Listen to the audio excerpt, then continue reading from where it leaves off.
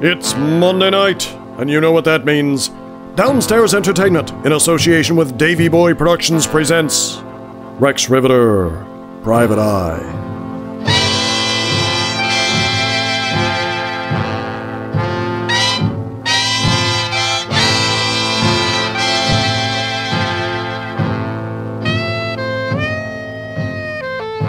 This season builds on the characters and plot lines from previous episodes, so if you haven't caught up, we recommend you go back and listen to the episodes you missed. We'll be here when you get back. Yes, this is the Falcon. Keep your radio tuned in. Knocking at the several states shall have no right. Here's one that's cool, crazy, in the groove, super, and sincerely yours. X-1, fire. Welcome back. And now, ladies and gentlemen, Rex Rivetter, Private Eye, in the third part of The Case of the Jeweler's Loop.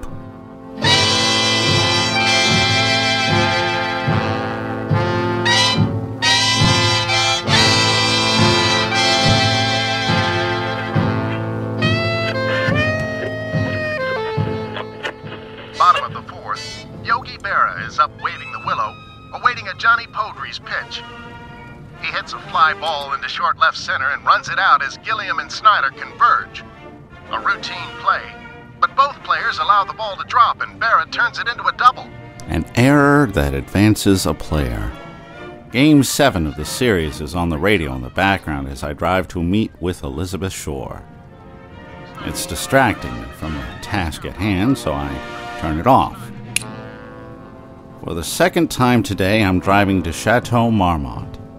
Earlier, it was to meet my landlord's nephew. He'd been the victim of a robbery, and she wanted me to look into it for him. He refused my services. But the other two people at the meeting, his friend and decorator, Andrew Blythe, and his fiancée, Elizabeth Shore, both contacted me because they wanted to hire me for separate jobs. The dame wants to hire me to look into some alleged gambling debts Jonah had racked up. Debts he denies having. Blythe wants to hire me to look into a possible fling between Shore and some tennis pro named Jameson. I'm beginning to agree with Jenny. I may need a program to keep all the players straight. I stopped for a bite to eat using part of the $75 Blythe gave me to tail Shore. I figured since I was on my way over to visit her anyway, this could count as being on duty. I arrived at Chateau Marmont right at 2 o'clock, so I finish off a cigarette before rolling into the driveway for Jonah's bungalow. I give the door a few raps, but there's no answer. After a minute, I try again. The hedges surrounding the building block out most of the traffic noise, so I can hear a voice from inside. It's Elizabeth Shore. She's arguing with someone. We had a deal. I want a ring. That wasn't part of the bargain. What difference does it make who I see? You wanted a perfect life, and I'm giving it to you. I don't care how long it takes or what you have to do. I want a ring and $50,000, and you're going to give it to me. You know exactly what I'll do. Then where will you be? I want what's mine, or mark my word, there'll be hell to pay. Whoever she's quarreling with, it didn't seem to end well. I knock a third time. Louder this time. My patience is rewarded. She's changed again. Now she's wearing off-white slacks and a navy blue form-fitting sweater.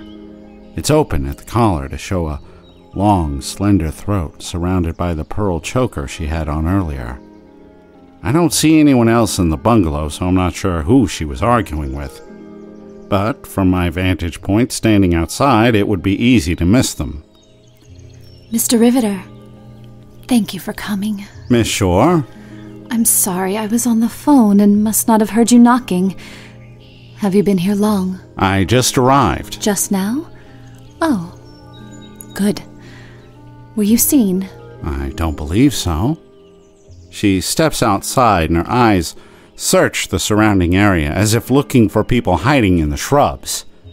She gives the slightest frown before turning her attention back on me. That policeman from earlier, he didn't follow you? No, Miss Shore. As we discussed, I was very careful not to draw any attention to myself. Good. Good.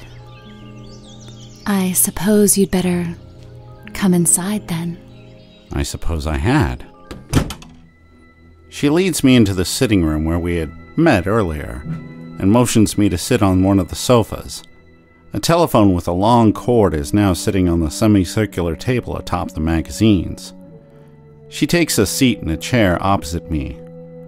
Elizabeth Shore looks lost in thought as we sit in silence for a moment. Eventually, though, I pierce the quiet. Miss Shore? Yes. Maybe we'd better talk about why I'm here.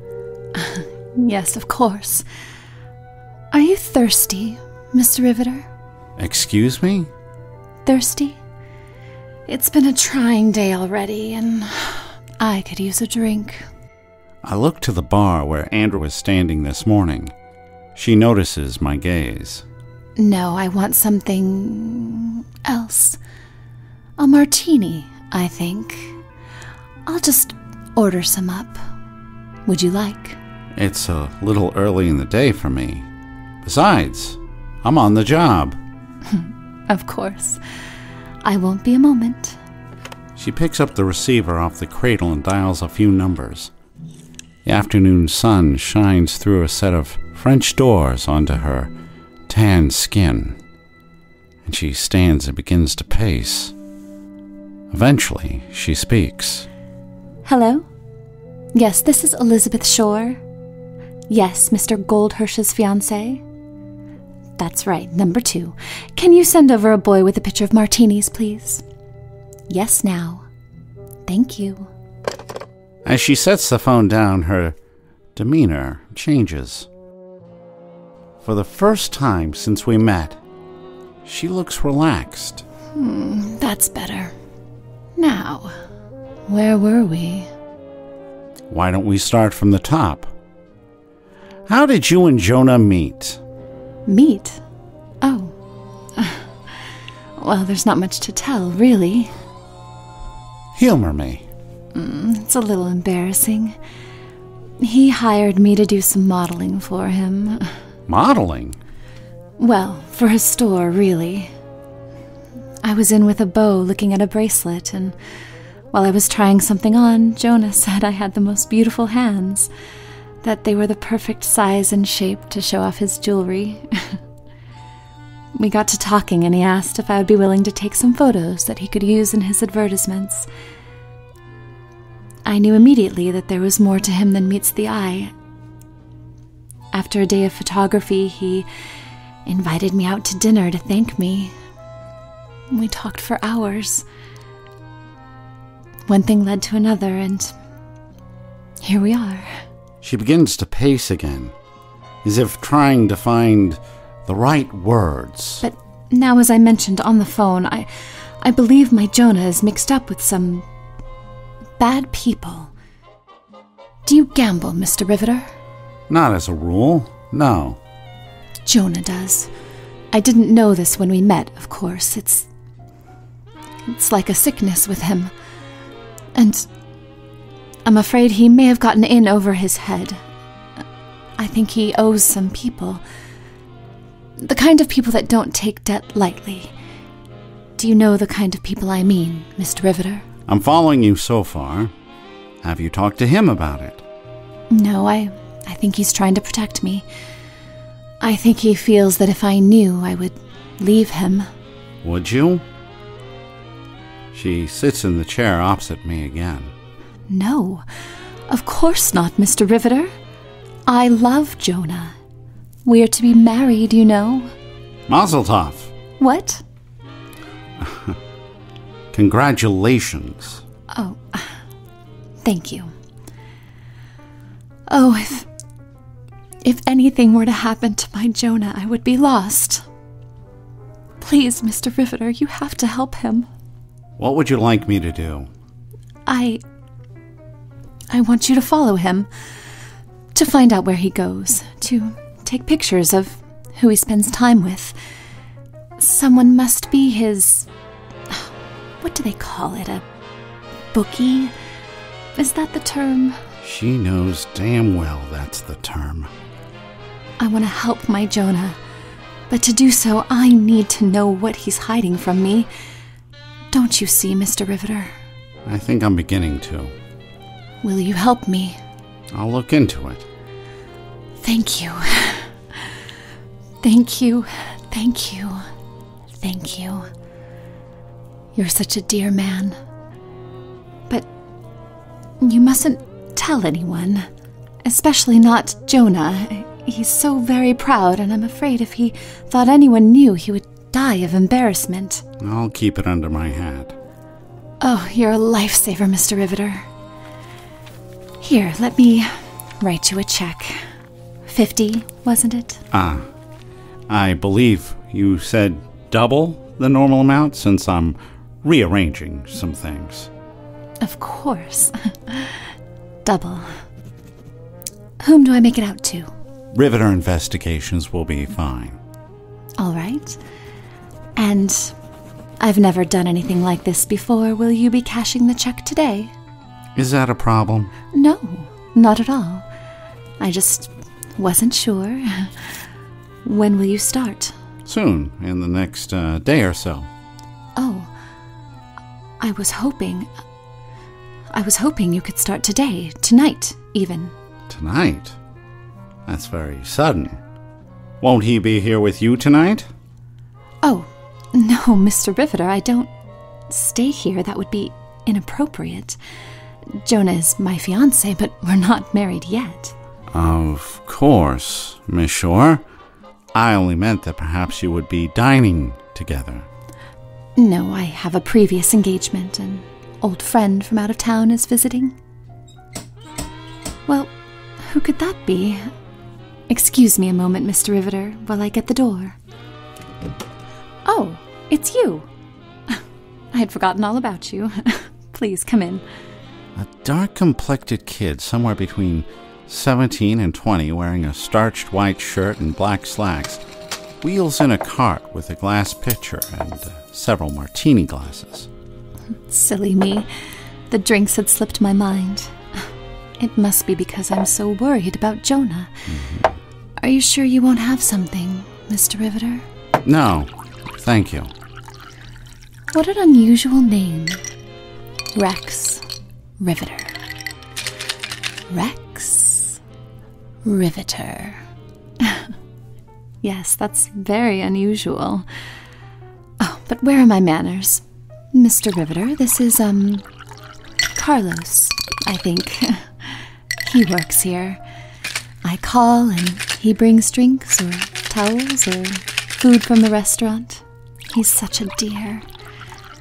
I don't think he speaks any English, but he's a wonderful boy. Carlos, this is Mr. Rex Rivetter. He is a friend. Can you say friend? Carlos may not speak any English, but the look he gives me can be understood in any language. In his mind, he has laid claim to Elizabeth Shore, and I'm infringing on his territory. Lizzie watches as Carlos goes about his business of setting up her drinks on the bar. When he's done, he fires off one more death stare in my direction before smiling broadly at Shore and backing out. We're all alone once more. Well, if there's nothing else, I'll expect a progress report. Tell me about the robbery. The what? The robbery? When did it happen? Were you present? Well, I believe the police are handling that. I'm not hiring you to investigate that. I'm hiring you to investigate... What if they're related? A freight train crosses her face. Each boxcar a different emotion. I only recognize a few. There's absurdity, a pause, and then possibility. pause, recollection, then acceptance, and something else.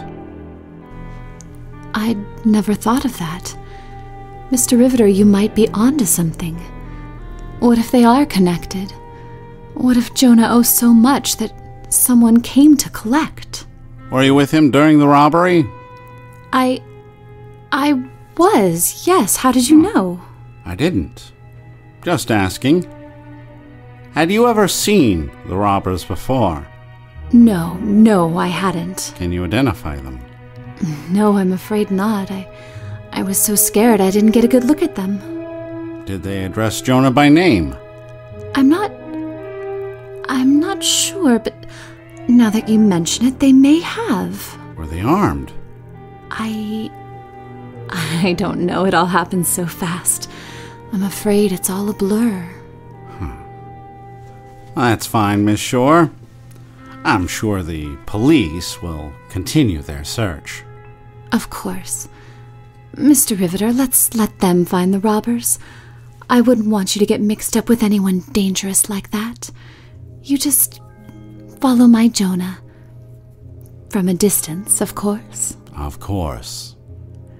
Write down anyone he meets with. Do you have a camera? Just the one that came with the trench coat and the fedora. It was a set. I beg your pardon? Yes. I think I can muster one. Then please be sure to take some photos. That way I can speak to him about it later. Privately. Any names? Excuse me? Any names for these bookies? If I had some idea of who he's meeting with. No, I don't know any names. But surely you can just follow him. I'll poke around for a bit and see what I can come up with. I'll be sure to be in contact with you soon. Thank you, Mr. Rivetter. Miss Shore? Oh, Miss Shore, I've been meaning to ask you. If you're engaged, where's your ring? What? Well, you're engaged to a jeweler. I would imagine he would have given you quite a ring. Did the robbers take it? No. Thankfully, he's sizing it. Jonah said once it goes on, he doesn't want it to ever come off. You don't have anything to show for it. The engagement, I mean. What are you getting at, Mr. Rivetter? Oh, nothing. I guess you're just very understanding. Most women I know would want to have something to show off for their girlfriends and family. A placeholder, I suppose. I don't like what you're insinuating. What am I insinuating? I'm not quite sure, but whatever it is, I don't like it. Besides, if you must know, I have this. Her hand, absent-mindedly, moves to her choker. Jonah gave me this several months ago. It's the original symbol of our commitment.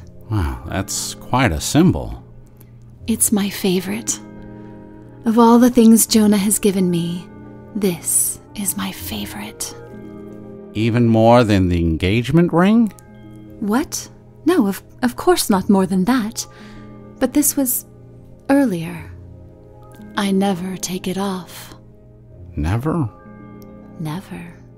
I suppose you think it's silly. Superstitious. It wasn't the first piece of jewelry he gave me, but it has special meaning.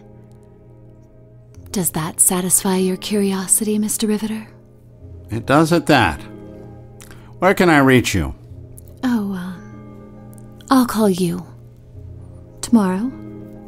I'll leave instructions with my secretary. You spoke to her earlier.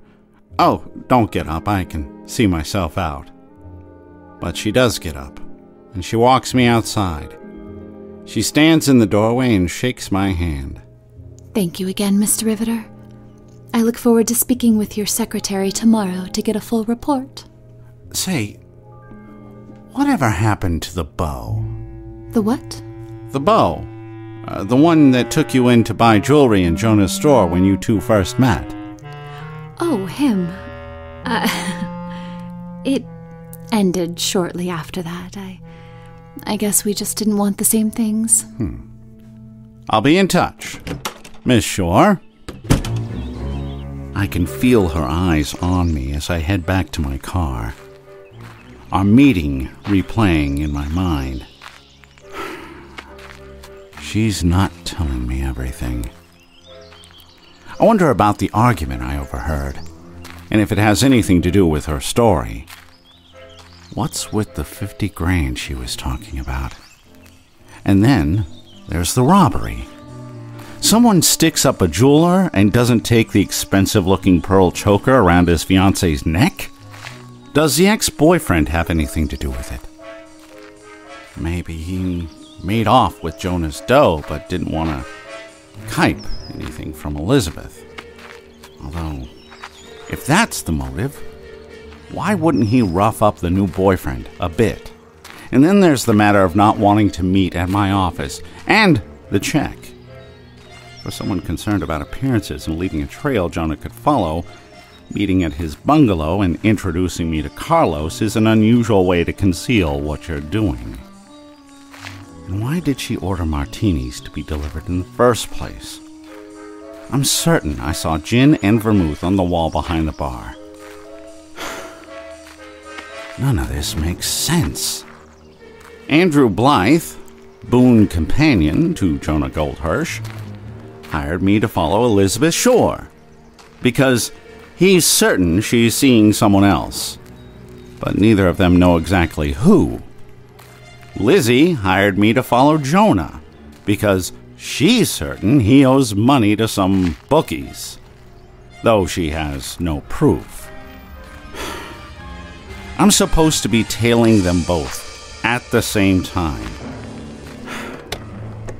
It's moments like this when I wonder if taking on a partner might be worth the trouble.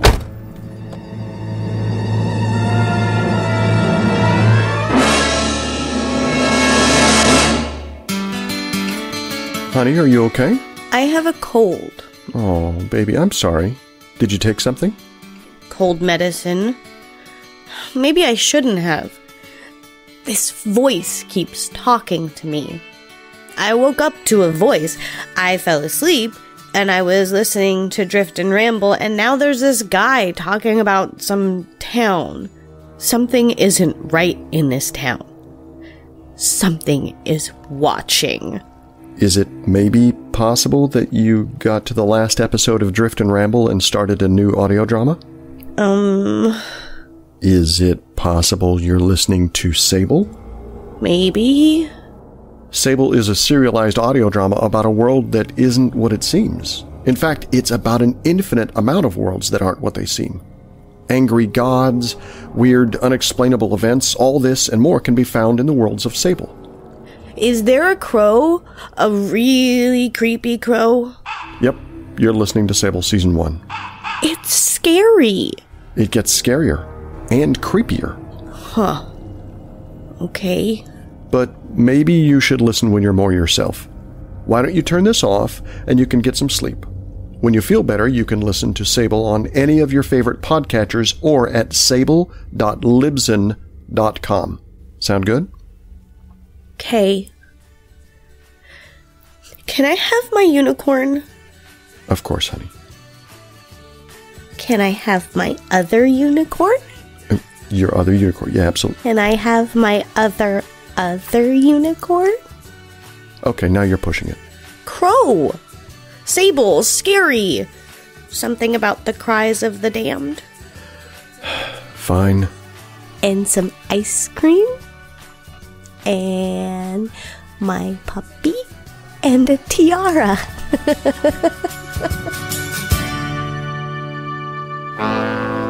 Welcome back. And now, ladies and gentlemen, Rex Rivetter, Private Eye, in the third part of The Case of the Jeweler's Loop.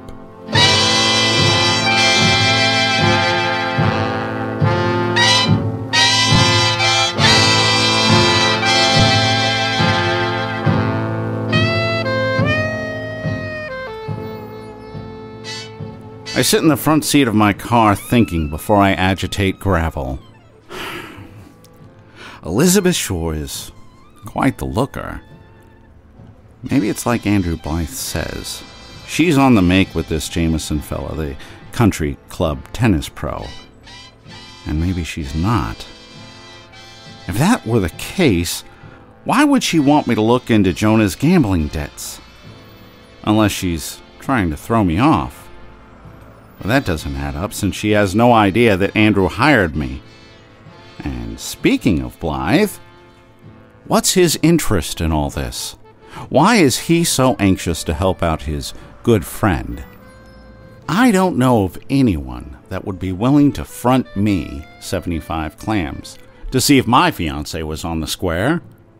Of course, I'm probably not the best example of brotherly love. Remember, Rexy, old boy, life is a sideshow house of mirrors. Nothing is how it first appears. But this isn't getting me anywhere. It's time to make a run to Wilshire and take a look at Jameson. After that, I think a visit to the chicken coop is in order.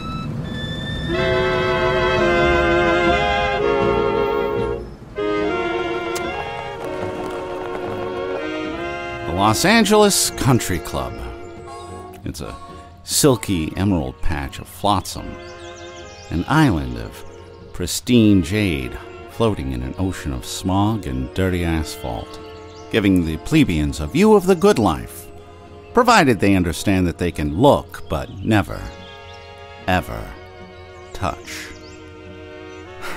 I'm reminded of the time Breslow and a guy named Hawkins, a couple of non-coms, tried to get into an English officers' club outside London.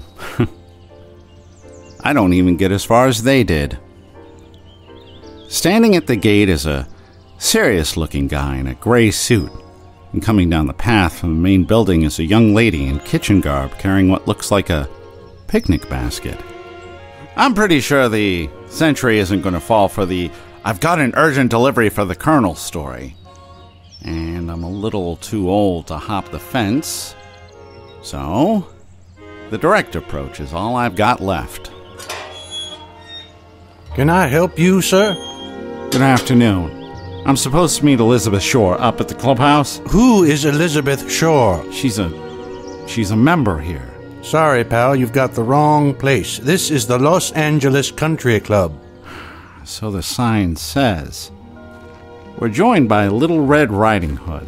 Hi, Neil. Lucy? Who's the stiff? Somebody looking for a lady named Shore. He needs to look somewhere else. Oh, is that my lunch? Yep. Are you sure there's nobody by that name here? Elizabeth Shore. It's my business to know every member, and she's no member. Don't you have a directory or something? Maybe I could look through it. I don't think so. What do we have today? Fried chicken, some mashed potatoes. Look, pal, I have an appointment with her, and I'm supposed to meet her here. So if you'll just take a moment to go find... Mister, I'm about to have lunch. If I have to call the authorities, it's going to get cold, and I don't like my lunch cold. There's no need for that. I'm sure it's a simple misunderstanding. No misunderstanding and no Elizabeth Shore. Wait, Elizabeth Shore? That's right. Do you know her?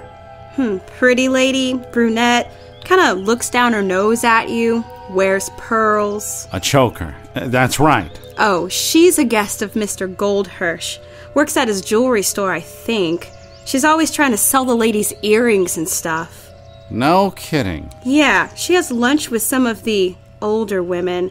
I hear her trying to work them, always talking about how she has a lovely bracelet or some kind of thing that was just made for them.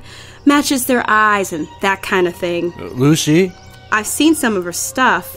It looks expensive. Lucy? She says it's a bargain what she's selling it for. Lucy, we don't talk about guests in front of anyone. Well, she's not really a guest. She's like a guest of a guest.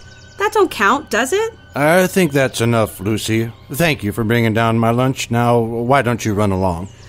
All right. Bye, Neil. Bye, mister. Wait, Lucy, was it? Yeah. Did you ever hear her talking to any men? What? What?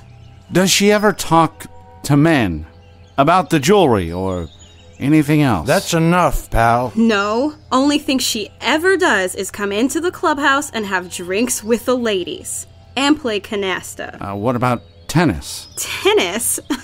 Miss Shore? Lucy, I forbid you to say another word. Mister, that ain't that lady's kind of racket, if you know what I'm saying. Lucy!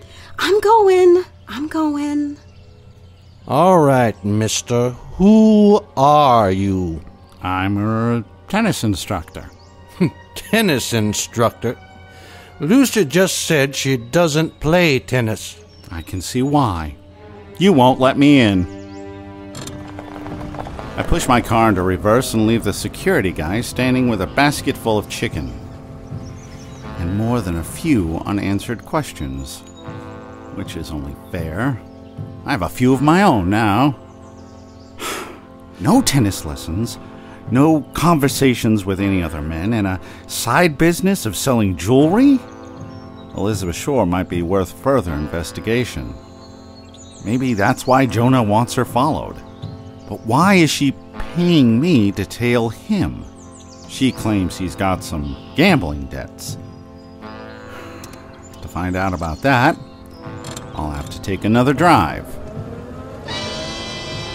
The chicken coop is a walk-in closet, passing itself off as a liquor store in Lincoln Heights. Despite the size, it's one of the largest book joints in the city. People say it got its name because of the proximity to an old ostrich farm that closed in '53. But that just might be a rumor started by the coop's owner, Elmer. He takes most of the action east of Echo Park. Unfortunately, my clients live on the west side.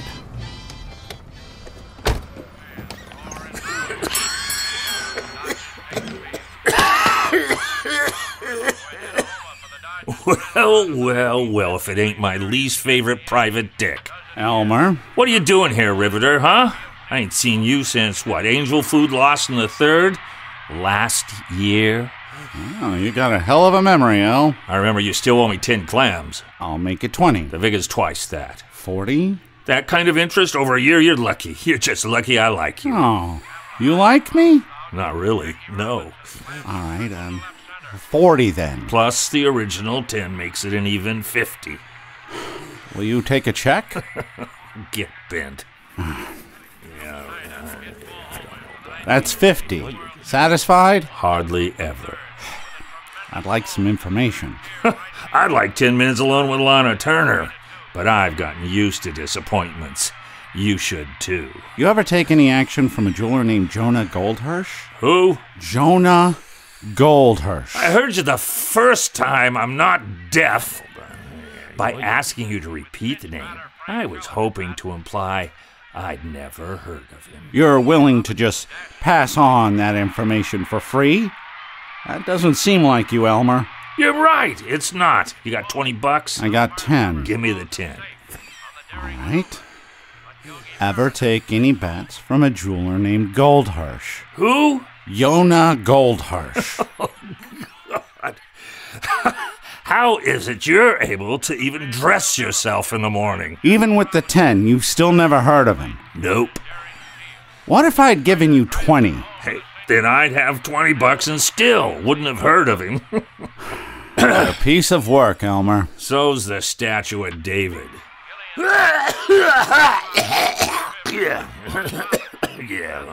Now, unless you want to lay some green down on a wager, beat feet, Rivetter, I got work to do.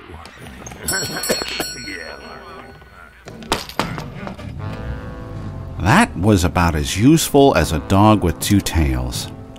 I know that Elmer's always been an ornery old cuss, but I was hoping with a few extra greenbacks he would throw me a bone. Instead, I'm on a Greyhound bus to nowhere, and it's scheduled to arrive right on time. Also, it's getting late in the day, and I'm running out of money and canine metaphors. Maybe it's time to head back to the office. On the Goldhirsch case, there's no tennis coach and no other men as far as little Lucy is aware of. But Lizzie was trying to conduct a little side business.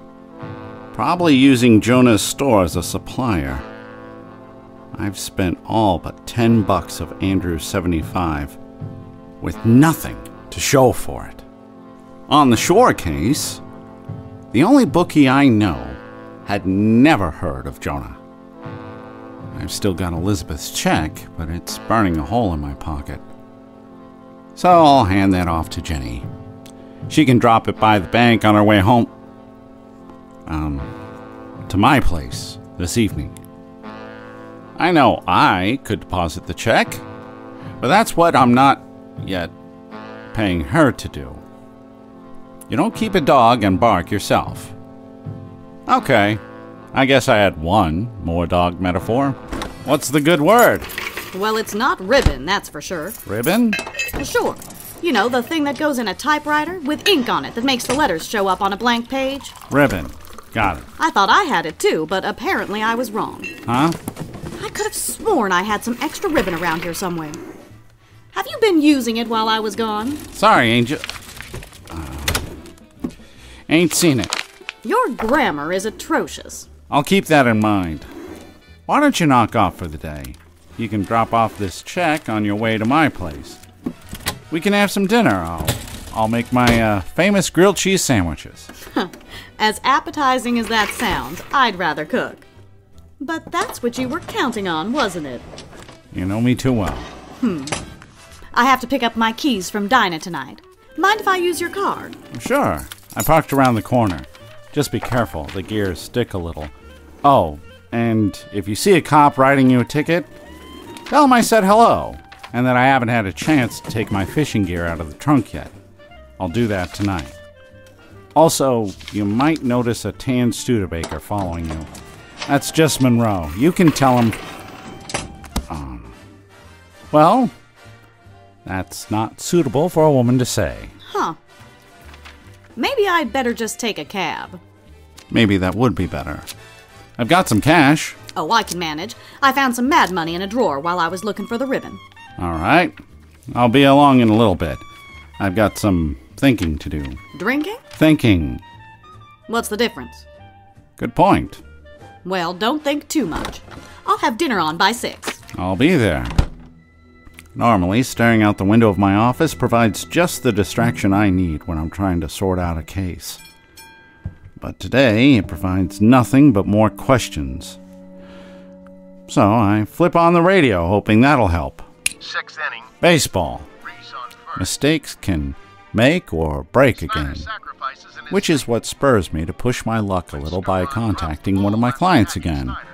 Both cases are at a critical point, which is to say, I'm stumped and grasping for straws. 2 slips of paper sit on the desk, each with a name and phone number. I call the one for Elizabeth Shore and am surprised by the voice on the other end. Goldhurst Jewelers. Hello? Hello? Jonah? Yes. Who is this? Rex Rivetter. Mr. Rivetter? What? Did you find anything? Not yet. I was just calling. Actually, I was expecting someone else. Andy? No, never mind. Why are you whispering? Because I'm in my store. Why are you? Because you were whispering. It doesn't matter. Do you have any plans this evening, Jonah? Plans? Why, Mr. Rivetter, Are you having dinner with Elizabeth? What? No, she said she has a friend in town. Any idea who this friend is? No, do you think she might be meeting with him? Possibly. I'll check in with you later. Goodbye. Mr. Rivetter, Here we are in the 6th inning, and it looks like the Yankees are bringing in Bob Grimm to pitch, as the Dodgers have loaded the bases. I'd forgotten about the confusion this morning. The number I had for Elizabeth was actually to Jonah's jewelry store, and the number I had for Andrew was... Hello? Elizabeth Shore.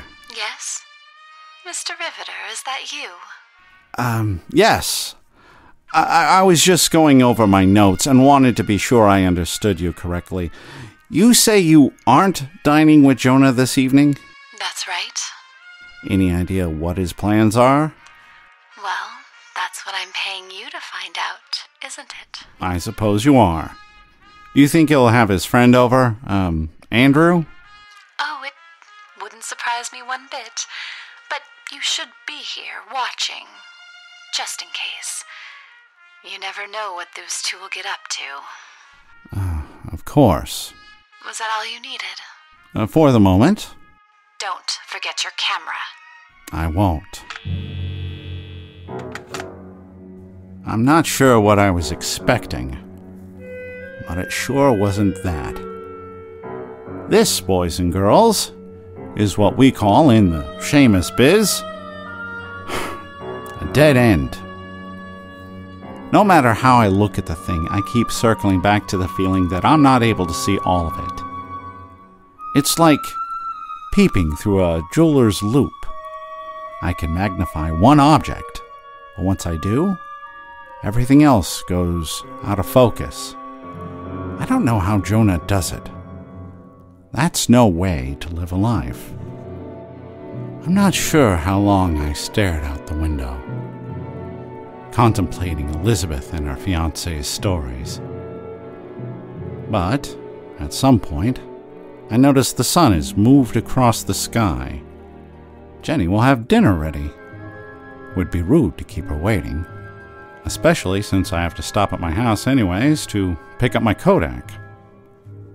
Later, upon reflection, I realized it would have been better if I'd left the camera at home. Dead bodies don't belong in anybody's photo album. That kind of gruesome just isn't something the average person should have to see. Me, I'll witness it all firsthand. And I won't do a thing to stop it.